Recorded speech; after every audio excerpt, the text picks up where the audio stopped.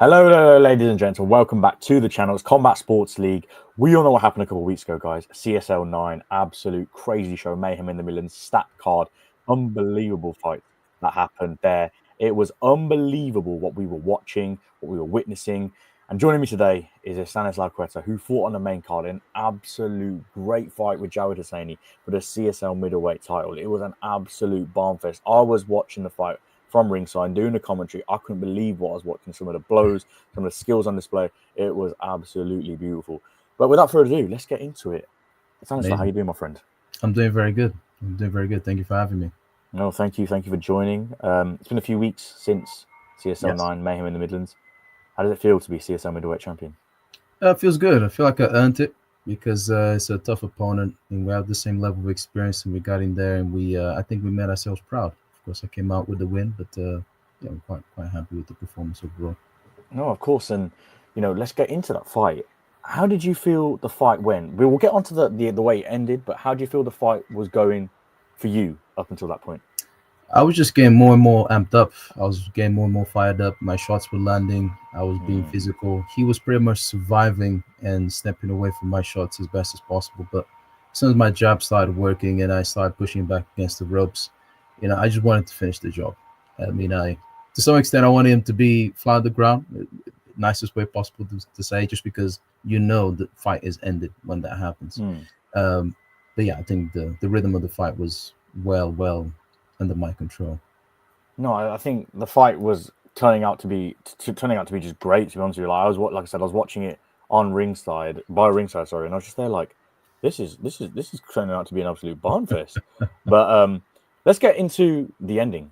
Yes, of course. The referee obviously had the fight was a TKO. You hit him with a great shot. I'm pretty sure his gum shield came out when you hit him. That went flying, didn't it? That was a bit of a highlight reel, to be fair. I think that was doing the rounds on social media. The referee came in and he stopped the fight immediately. It wasn't even a case of a 10 count or a standing 8 count. He just stopped it immediately. Do you think that was a right? I mean, you're going to obviously be happy with the decision, but do you feel as though that was the correct decision, or do you feel as though the referee could have let it carry on a little bit longer? When it happened, I didn't want it to stop because I thought, okay, just give him a standing count and let me finish the job after. That's what this fighter's mentality, and that's what he would want. Go on his shield.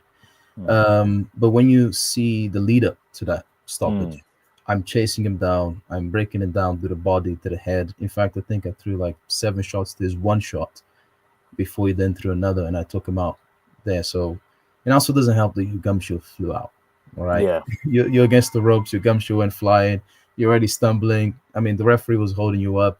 As much as I personally would probably want a standing count, we are young fighters. I suppose we can fight another day, become a bit more prepared. No, I think 100%. I think the way his head dropped when you watch it on repeat, it did look bad. Yeah. It could have carried on, but I think, like you said, I think leading up to that point is where I think the referee probably thought, okay, he's not really throwing back as much. He's taking some damage, and then that 1 shot where the gum shield came out, even I was like, oh my god, what am I witnessing on commentary? But to his credit, Jawed, he had a great heart, great chin, because he wanted to keep fighting. The referee ended the fight. He was absolutely distraught with the decision, naturally, and he wanted to fight. And obviously, in the post-match, interview, I wasn't going to interview him because I felt as though the shot he took from you was quite bad. But he just said, "Yeah, I was still ready. I want the rematch." And here's a question: if the opportunity was presented, would you want a rematch with Jawed? Definitely. I would always love to jump back in. He's a good fighter. I think we had a great time in there. I feel like I could have took him out of there a bit earlier, but inexperience shows when you're a bit excited and you just want to get stuck in there. I think he did a good account for himself, but I feel like we fight 10 times, I'll beat him 10 times out of 10. So I'm more than happy to have a rematch. I think going into early next year, if we were able to get a rematch, get this over and done with, and then move on to the fights with the CSL team, I'll be more than happy to do that. No, of course. I think that's something that hopefully Ali will kind of take into consideration, and he looks for the next CSL show, which will be happening next year. When? I do not know. I am not the man you want to be speaking to. But anyway, going on obviously into this fight, this is obviously your second fight, I believe, Estanislau. What do you think was the major difference from this fight to your first fight? I mean, obviously experience, I think, is one. Obviously, that was your first fight. You weren't sure. But what would you say is the main difference and the main things you've improved on since that first fight? One thing I always have is a good gas tank. I'm just relentless. I'm just always coming forward. But I'm very comfortable with finding my shots and being patient, being methodical about everything that I do. So I don't rush my work. I think going into that fight, mindset was very much, okay, we got to show our class. We got to be separating ourselves from everyone that is considered to be my peers. So I got my jab going. My footwork was there. I felt like I probably could have taken a couple steps back instead of letting him tee off for me. Just let him punch and then come back stronger. So I quite enjoyed those exchanges. I think those exchanges gave him a bit of confidence. So, okay, maybe I'm strong enough to take out Stan, and then I just went at it and took him out of there. No, of course. I think, like I said, it was a great stoppage of the punches you were laying on. You mentioned that gas tank. Is that something you've always had, or has there been something that you're working on that kind of improves that gas tank? I know, like people say, go running, but what is that? Just something that you've always had? I'll tell you what, my nickname is RoboCop for a reason. You just machine. You get in there and you get the job done, and you don't stop until it's finished. And you keep going and going and going. Now you have to do it intelligently, right? You're not just going in there and throwing punches and bunches. I don't throw punches and bunches. I'm just a punishing fighter. But yeah, so something that I always had, and sometimes I feel like I'm a bit lazy as a fighter. So having the fitness there to just turn up the heat whenever I need to is really important. No, of course. And you mentioned obviously going into next year. Obviously, we don't know where the next CSL show is, but surely something that you want to be doing next year is more fights, like being more active. What is your plan, kind of thing, for 2025? I mean, I heard there's 3 belts per weight class. I'd love to unify, become undisputed. That sounds exciting for me. Of course, I'm at middleweight division now. I could either go up or down. It honestly depends on my body feels and what opportunities are there. Of course, we know that there's a big star on the division above me, which is Luke Dyson. He's the undisputed champion at super middleweight. But he fights pretty much any division, right? So perhaps I'll move up and take him on. Yeah, that would be an absolute great fight, to be fair, if that happened.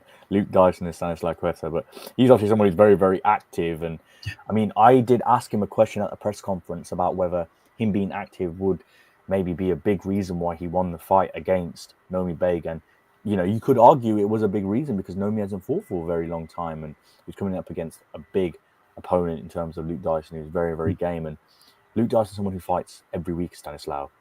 Do you not think that you maybe not fighting as much is going to be a problem against someone like him? It's about development, really. His opponent, when he came in, it just didn't look like he was ready to deal with what Luke Dyson was going to do. And Luke Dyson pretty much just winged at him, and the guy just collapsed.